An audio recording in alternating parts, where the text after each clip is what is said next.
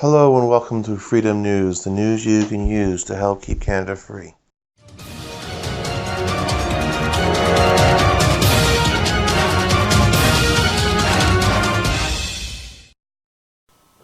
Well, it looks like Pierre has withdrawn from the leadership race for the Conservative Party, and after his comments that he's made concerning a fellow Conservative who is running for the leadership of the party, I say, good.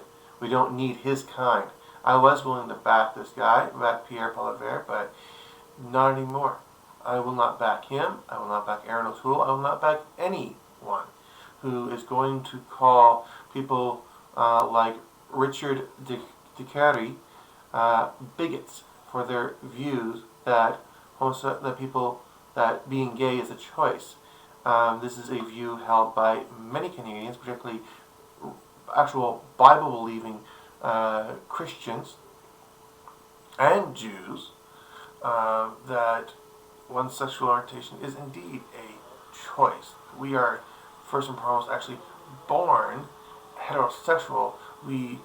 As we mature through our adolescence and into adult life, choose to remain as God made us, heterosexuals, or choose to opt out and choose the life of insanity and abnormality and choose a life of homosexuality through either just plain out choice, the rebellion against nature and God, or being brainwashed and confused by those who have made a similar choice, possibly themselves brainwashed previously and such. There is a huge push for immorality in our world, and it is indeed a choice. In fact, there has been studies that have proven that you have, in cases of actual identical twins, meaning their DNA is exactly the same. They are carbon copies genetically of each other. It is one sperm, one egg, coming together and splitting to, after being fertilized, splitting into two human beings. That is identical copies. Period. There is only one source material, one sperm, one egg, come together, form one complete human double helix, DNA, split. So there is no different chromosomes, no different genes. They're also being created. It's a carbon copy of each other. They are, in this essence, normally created, biologically created clones of each other. Therefore, if there is a gay gene, as a lot of people tend to believe, then you would have both be gay or both be straight.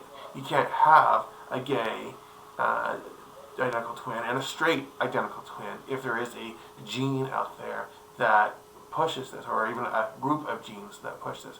That is complete BS.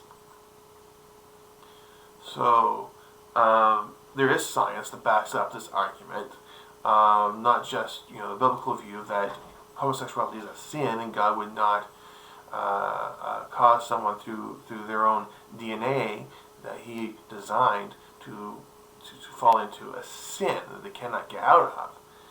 That's not the loving God that we serve. That is in the Bible. But there's actual science that has proven that you cannot be born this way. Because if you could be, then identical twins would be the same, gay or straight, not one way, one the other way. To simply call out all people who share this view, a scientifically backed view, as bigots is ridiculous and un-Canadian in of itself. Richard de himself has said, listen, just because he has the view that a person's sexual orientation is indeed a choice does not mean he has any hatred or bigotry or any kind ill will towards anyone who has made the choice to live their lives as a homosexual. It's the very much Christian concept of love the sinner, hate the sin, which should, for those of people of faith, dealing with people, or those who aren't people of faith, when dealing with people of faith should very much logically prefer that viewpoint, love the sinner, hate the sin, to the viewpoint of, well, Islam, where you hate the sinner and the sin, both, to the point of, for example, of homosexuality, uh, binding them up and tossing them off the tallest building you can find. There's a lot of homosexuals in Toronto, and a lot of Muslims in around Toronto as well. So thankfully, if some of these Muslims would have their way and Canada become a Islamic state under Sharia law, well, there'd be a lot of bodies hitting cement underneath the CN Tower. Yeah, let's not have that. Let's simply, accept Christianity as the actual peaceful, loving religion that it is. Where Islam is most definitely not. The actual tenets of Islam is completely barbaric. Christianity is simply a religion where we love the sinner, hate the sin, not hate the sinner and the sin. That's ridiculous. We call for the sinner to repentance, to have a better life, and we leave up to God to deal with them in the end in judgment. We have no part in that. We're expected not to. In fact, we're told specifically by God, by Christ Himself, to not get involved in that. That's His business. But to slam a whole bunch of people who are, were Canadians, were Christians, were part of the members of the Conservative Party, to label us all bigots. Well, I'm sorry. Any leadership hopeful that is willing to slam us all as bigots, you just shot yourself in the foot of ever hoping to become leader. We do make up a huge part of the party, and calling us bigots because of our Bible-based, scientific-based view on sexual orientation is uncalled for. You will lose our support, and I highly encourage all my fellow Christians watching this video, or anyone who wishes to stand up for, in itself, free speech. This is an attack on free speech by prominent conservatives. You have Aaron O'Toole, you have Pierre, you have I don't know if she currently still is, but at least at the time was the Shadow Minister for Health.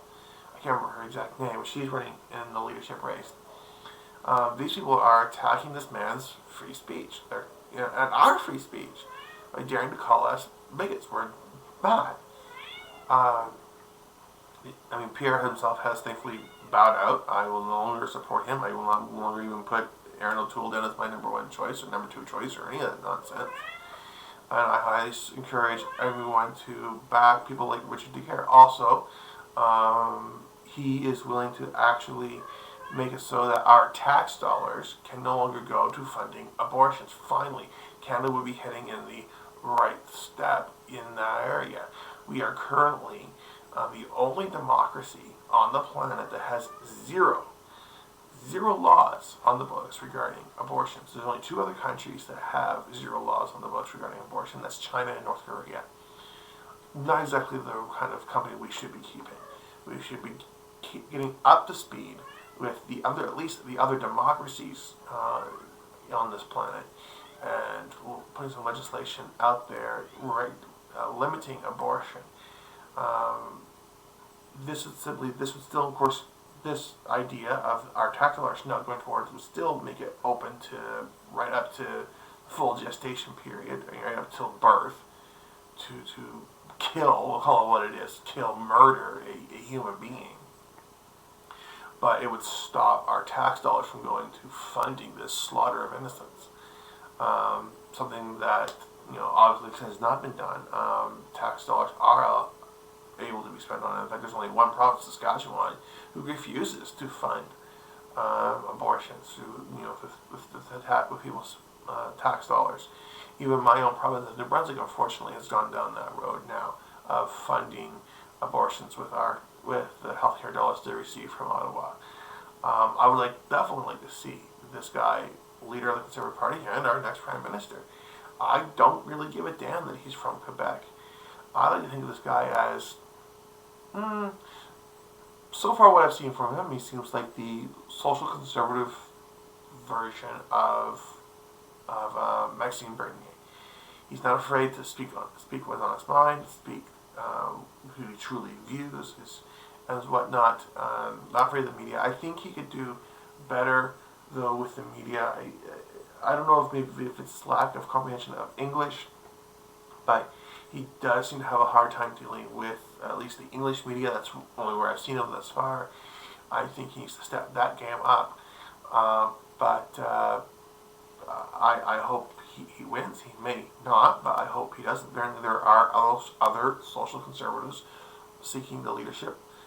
He does have as his campaign chair Brad Truss, who came in fourth in the 2017 leadership bid, and he of course has very much strong similar social conservative views. If I had a membership back then to be able to vote in that leadership race, Brad Truss of course would have been my number one. So I'm making right now, I'm declaring Richard DeCarey as my number one choice for leader of the Conservative Party. I will be renewing my membership come February to enable me to vote in this leadership race election. And so yeah, that is that. And on a side note, and it's also kind of interesting, Stephen Harper has stepped down from his position with the Fund, which is a branch of the Conservative Party. This enables him to do a couple of things: to publicly back a candidate and possibly even run for leadership himself. I think that would be pretty interesting to see how this unfolds if he does take any of those options now made available to him, and see who he publicly backs, or if he decides to actually run for leadership himself. Again, it wouldn't be the first time we had a prime minister lose in a federal election, step down as leader to come back. The last time that I recall this happening, of course, with Pierre Trudeau. Well, we surely didn't like all of that, but not. I don't want to compare Stephen Harper to Pierre Trudeau or anything. It's the fact of how much Stephen Harper's way better than Pierre ever could have been, and obviously a ton of lot better than his idiot son. But it's something that could happen. Keep an eye out for that. I most definitely will keep an eye out for that, and anything I hear, I will come and informed. And thank you for watching. Like if you like, share, or comment, and if you can, please click the link below to make a donation. And God bless.